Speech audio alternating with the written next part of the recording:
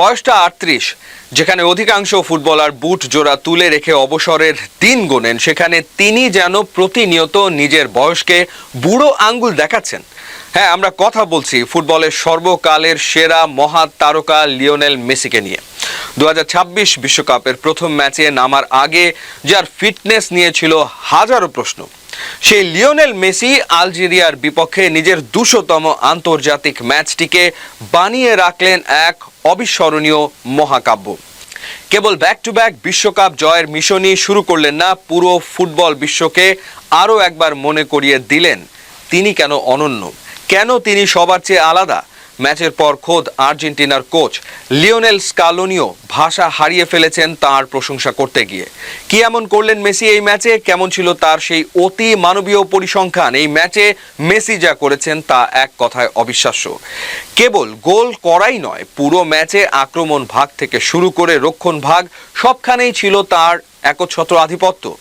পুরো ম্যাচে তিনি একাই নিয়েছেন সবচেয়ে বেশি ৬টি শট, প্রতিপক্ষের ডিবক্সে বল স্পর্শ করেছেন সবচেয়ে বেশি ৪ বার। কিন্তু আসল চমকটা ছিল তার ওয়ার্ক রেটে।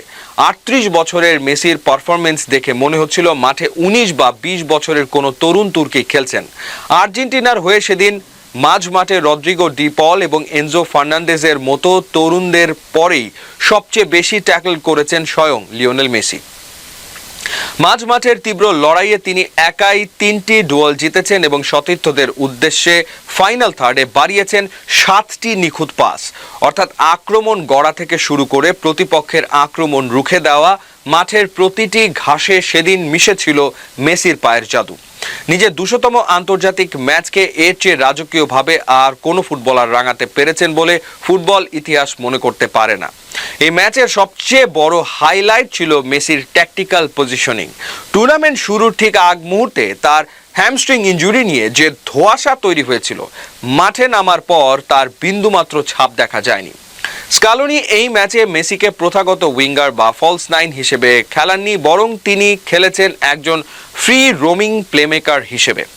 আলজেরিয়ার ডিফেন্সিভ মিডফিল্ডাররা যখনই মেসিকে ব্লক করার চেষ্টা করেছে, তখনই তিনি নিখুঁত সব ওয়ান টাচ পাসে প্রতিপক্ষের রক্ষণভাগ ভেঙে চুরমার করে দিয়েছেন। ম্যাচের প্রথমার্ধে মেসির পা থেকে আসা ৩টি কি পাস যদি লাউতারো মার্টিনেজ গোল করতে পারতেন, তবে অ্যাসিস্টের তালিকায় আজ মেসির নাম আরও উপরে থাকতো।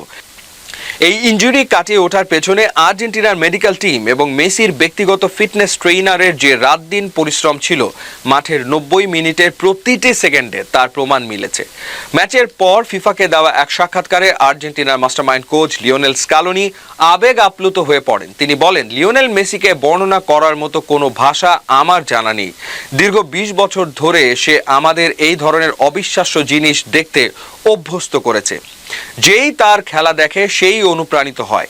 স্কালোনি আরও জানান, দল এখন দারুণ ফর্মে আছে এবং তারা ম্যাচ বাই ম্যাচ এগোতে চান যেন পরবর্তী ম্যাচ জিতেই নকআউট পর্বের টিকিট নিশ্চিত করা যায়। তবে এই বিশ্বকাপে মেসির সামনে রয়েছে এক অপূর্ণতা ঘোচানোর বড় সুযোগ। ফুটবল ক্যারিয়ারে সম্ভাব্য সব ট্রফি আর ব্যক্তিগত পুরস্কার জিতলেও মেসির ক্যাবিনেটে একটি জিনিস কিন্তু এখনো নেই, তা হলো বিশ্বকাপের গোল্ডেন বুট। বিশ্বমঞ্চে এটাই মেসির লাস্ট ডান্স বা শেষ বিশ্বকাপ।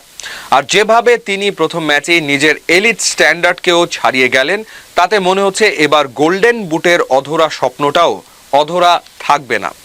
৩৮ বছর বয়সে এসেও লিওনেল মেসির এই অবিশ্বাস্য ক্ষুধা এবং ফুটবল শৈলী আমাদেরও মুগ্ধ করেই চলেছে। প্রথম ম্যাচের এই বিধ্বংসী রূপ দেখার পর আপনার কি মনে হয়? আর্জেন্টিনা কি পারবে তাদের বিশ্বজয়ের ধারা বজায় রেখে ব্যাক টু ব্যাক বিশ্বকাপ ঘরে তুলতে? আর মেসি কি পারবেন তার শেষ বিশ্বকাপে গোল্ডেন বুট নিজের নামে করে নিতে? আপনার মূল্যবান মতামত কমেন্ট করে জানান।